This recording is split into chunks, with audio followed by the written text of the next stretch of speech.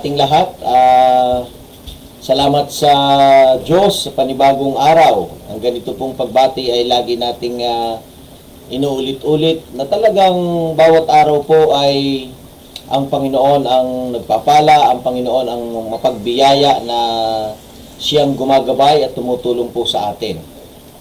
Salamat po muli sa mga kapatid, mga kaibigan na nakakasama natin sa mensahe ng umaga at natutuwa po ako na maraming mga kaibigan, mga kamanggagawa, mga church members ang nagpatuloy na nagla-like, nag-share at lagi ko nga po sinasabi kung sa tingin po ninyo ay makakatulong ay i-share po natin. Ngayon po ay pinagpapatuloy natin ang ating gawain o ating mensahe. Ito po ay trusting God in times or in difficult situation. Ang ating lalong pagtitiwala sa Diyos sa mga sitwasyon o sa panahon ng kahirapan, sa panahon ng dilema, sa panahon ng hindi maganda yung kalagayan. At katulad po ni Abraham, ating ikinokonek po kasi dito, nung siya'y tawagin ng Diyos, ay masasabi natin na hindi ganun kaganda yung, kaya nga po dun sa pangalawa natin may challenge. Ngayon, ito pong ating pag-uusapan naman ngayon ay itong servant ni Abraham. Siya po ay si Eliezer. At ayon sa ating teksto sa Genesis chapter 24, ay siya yung pinakamatanda na alipin ni Abraham. May mga nagsasabi po na maaring hindi ito sa edad, kundi maaring sa tagal ng kanyang serbisyo.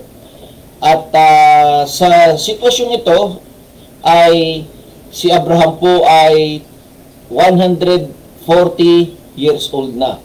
Si Isaac naman ay 40 years old.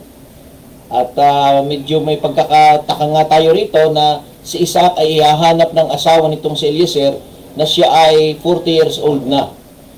At ang mangyayari po dito ay arranged marriage. Hindi ito yung uso ngayon na ngayon siyempre ang uso ngayon ay ite-text mo, magmi-meet sila. And then noon po ay nung panahon ng Bible, ito po ay may kinalaman sa kanilang kultura. Hindi po ito porke narinig natin na basa sa Bible ay gano'n na yung ating laging gagawin.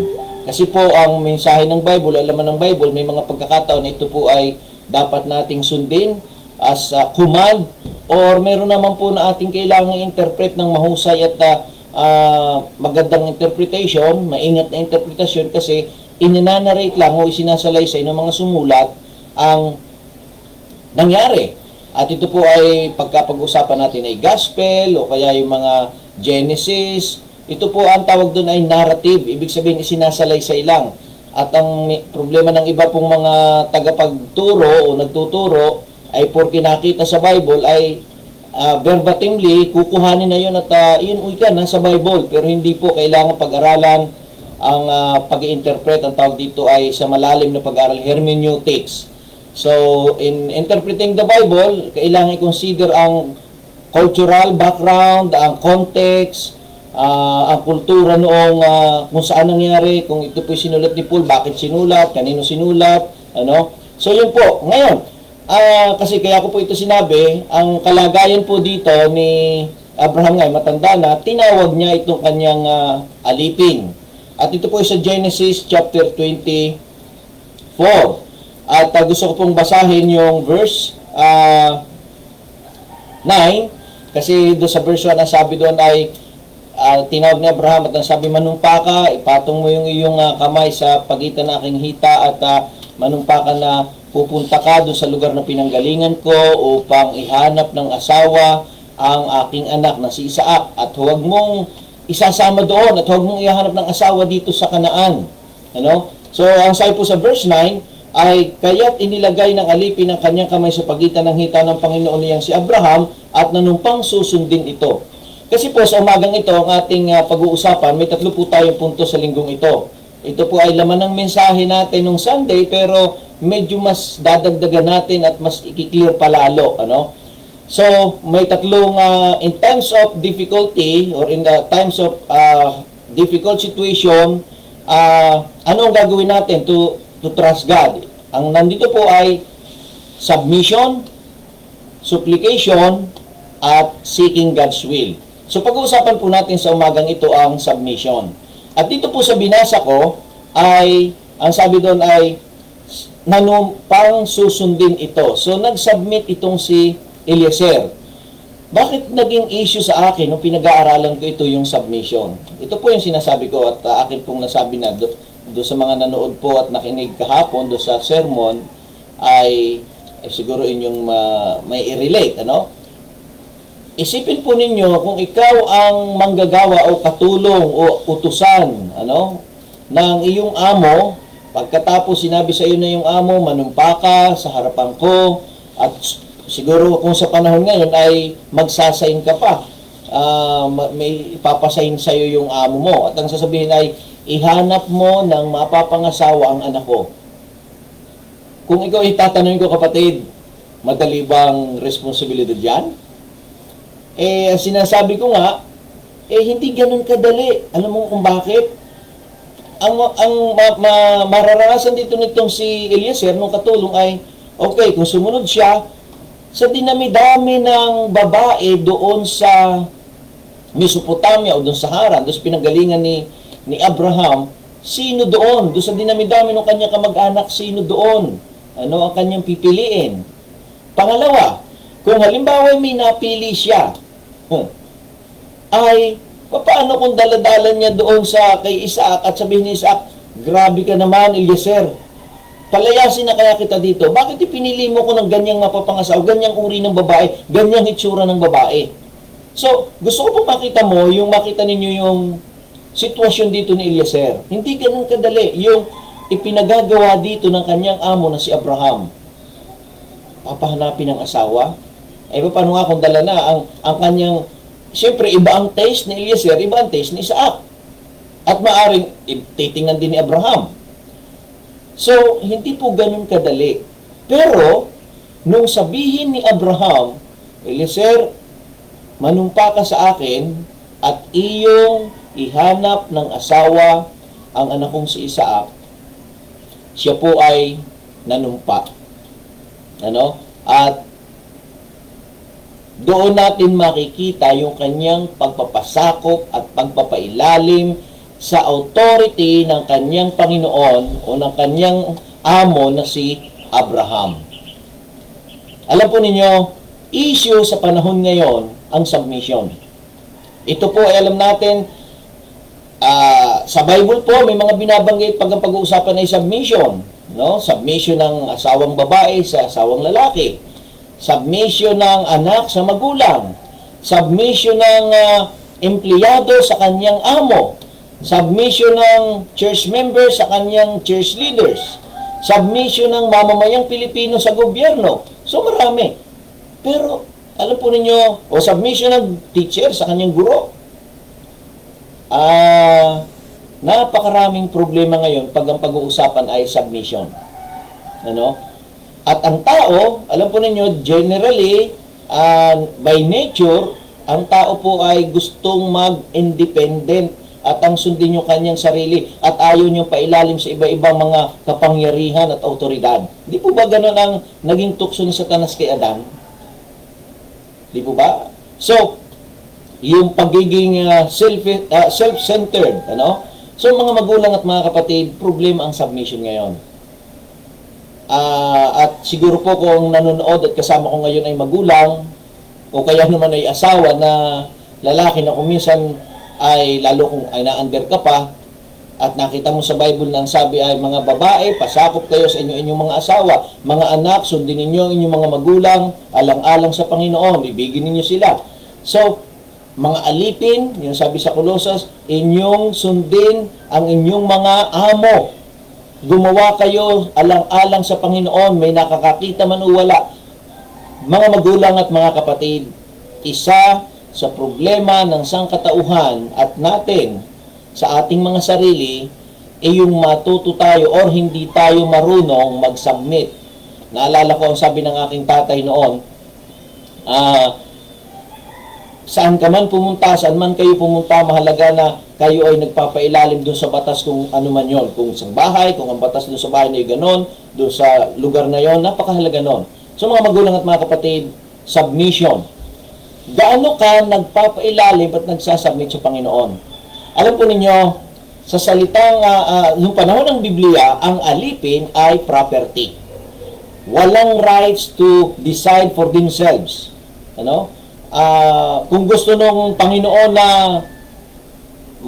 magsabong kayo, mag-away kayo, wala kang magagawa kundi sumunod. So, property. Pero, salamat sa Panginoon na nung bumaba siya at nagkatawang tao ay hindi lamang ang tawag natin siya Panginoon kundi tagapagligtas. At sabi ni Jesus, hindi lamang tagapagligtas Panginoon kundi kaibigan. Hindi lamang kaibigan kundi ating Ama sa langit. At kung yung tatay ngayon, magulang, ay nakaintindi na unawaan niya yung anak na paminsan-minsan hindi nagsasubmit, eh, ang Panginoon mapagbiyaya. Pero mga kapatid, hindi dapat at nararapat na porke ang Diyos ay mapagpatawad at loving God, ay hindi tayo magsasubmit. Sa pagkatapos ko, ano ang tawag natin sa Panginoon? Hindi ba Panginoon? At alam po ba ninyo ang nasa ilalim ng salitang Panginoon noong panahon ng Biblia? Kapag sinabi mo ang isang tao ay Panginoon, anuman ang kanyang iutos, wala kang gagawin kundi sumunod. Eh ngayon, madali nating tawagin ng Panginoong Hesus ng Panginoon, pero hindi naman natin sinusunod. Problema po yun, di ba?